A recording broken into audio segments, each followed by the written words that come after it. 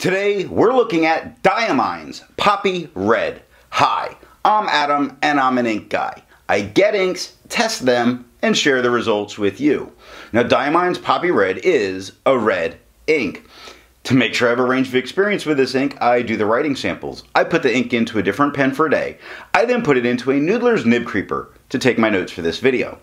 But before we get to the writing samples, let's look at the sciencey bits. And up first is the chromatography, and I agree with Vita that I've learned a lot by doing multiple chromatographies. The one on the left is done the way it's supposed to be done. I put a line of ink down and immediately put it into water for 10 to 15 seconds. I don't want it to die in there. What we see is this very nice pink moving its way up. Right? It's a pink leaning magenta that moves its way up. We see the red come in, and at the very top, you go and you see spots of yellows. There's some yellows in there. And it really, this combination, this depth with this mix, is what's going to make this ink pop. Now the one on the right, I let dry for 10 minutes before I dunk it into water. And there's no difference between these two chromatographies at all, except that one I wrote the letter D on and waited 10 minutes. Resistance tests are done to see how this ink can be expected to perform on the page, and more importantly, how hard it might be to clean from your pen. Now I let the smear dry for 3 days before testing it. Looking at the highlighter, it fared for the most part fine. The right side of the capital H definitely bloomed out quite a bit. The lower H bloomed out to the point that I would not use this in a note-taking situation at all. I would avoid it because I'm afraid of losing things. Water lifted all of the red, but left a lot of that kind of pinky tone that was there in the chromatography. That is still there with 30 seconds of water on the paper, but it doesn't look like the paper's coming through. Now, pen flesh did everything water did and more. Now, I'm not clearly seeing the white of the paper, except there's this line right across, almost in the middle, where I do start to see the white of the paper. Now this only had 30 seconds there. I really do think that that pen flush is all that I'm going to need to get this out of my pen. Bleach, as would be expected, obliterates it. It's gone. Do not use a 1/3 bleach solution to get this out of your pen. There's just no need here. Relax with the bleach, people. For the inks I've tested, I've found an average viscosity of 2.5. with the realm of normal being from 2.1 to 2.9. Diamine's Poppy Red has an average viscosity, Diamine's Poppy Red. Diamine's Poppy Red has a viscosity of 2.51, making it just off of average, but it's right there, basically. To find my average dry times, I use my writing samples done with the extra fine and medium nib on Clairefontaine, Tomoe River, and Rhodia paper. For the inks I've tested, I found an average dry time of 17 seconds, with the realm of normal being from 13 to 21 seconds. Diamine's Poppy Red has an average dry time of 19 seconds, making it normal, just normal. Now, let's look at the writing samples.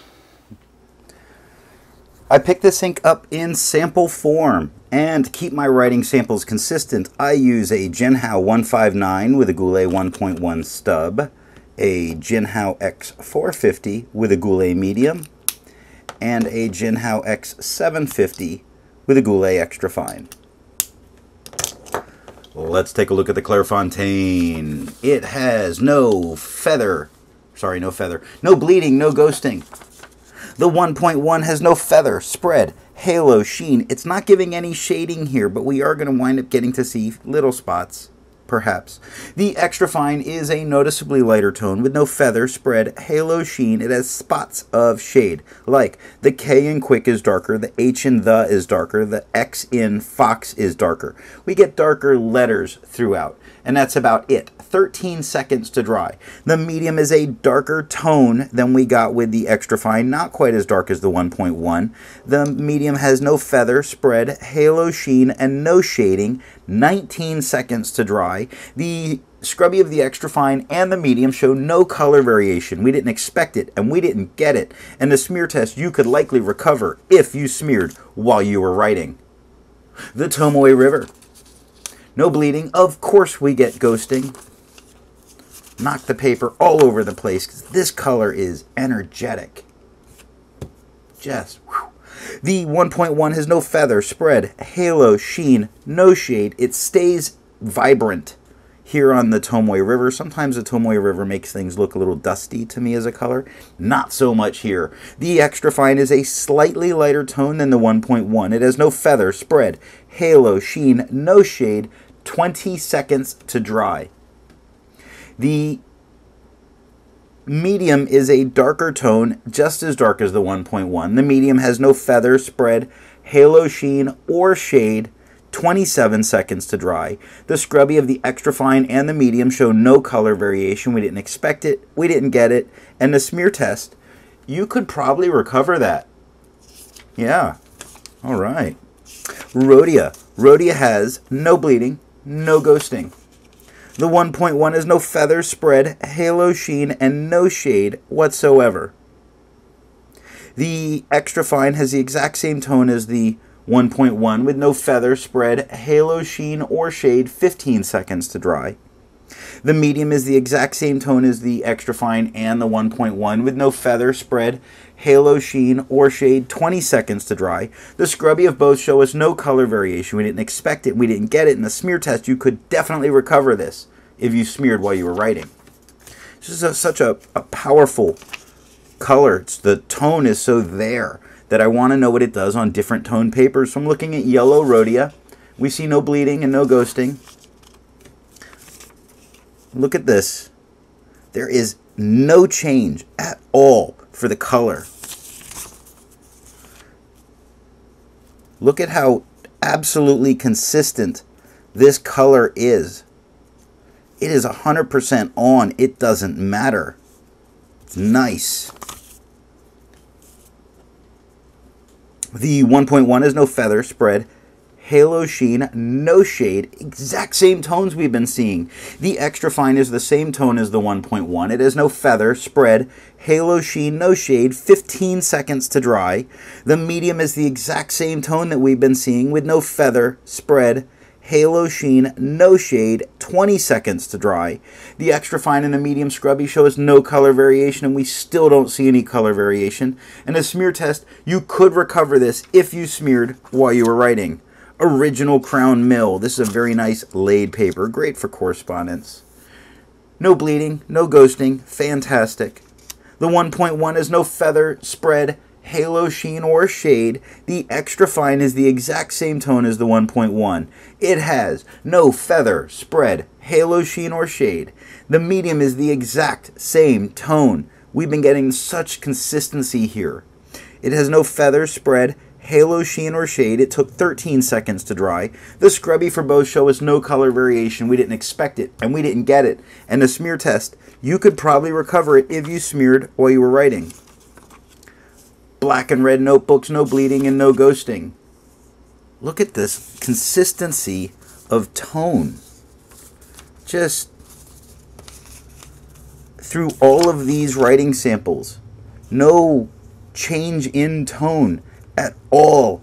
It is absolutely perfectly consistent. The 1.1 has no feather, spread, halo, sheen, no shade. I think we only saw one spot with a little bit of shading. The extra fine is the exact same tone, no feather, spread, halo, sheen, no shade. 10 seconds to dry. The medium is the exact same tone as the extra fine and the 1.1. It has no feather, spread, halo, sheen, or shade, 14 seconds to dry.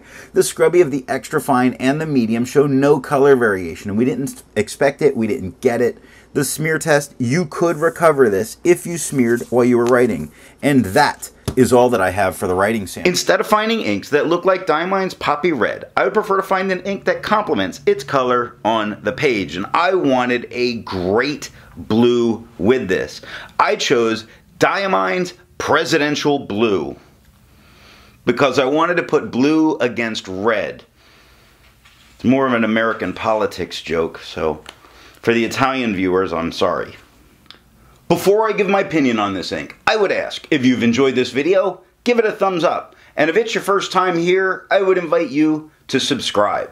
So what do I think of Diamine's Poppy Red? I think this is a boring red, and boring is beautiful. It is incredibly predictable. On almost every paper, with almost every nib and flow, it performs the same. It gives the same tone of red, and that tone is loud and vibrant and demands attention. A great correction ink. Not a fan of reds, but this is pretty good. Thanks for watching.